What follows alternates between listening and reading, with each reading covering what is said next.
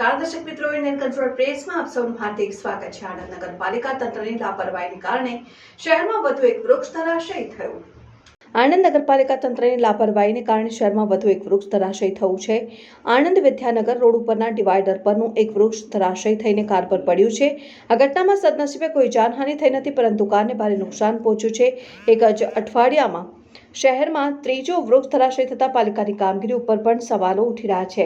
આણંદ શહેરમાં ચોમાસાની શરૂઆત થઈ ગઈ છે, પરંતુ હજી સુધી મુસળધાર કહી શકાય તેવો વરસાદ વરસ્યો નથી। માત્ર છૂટાછવાયા ઝાપટા જ પડી રહ્યા છે।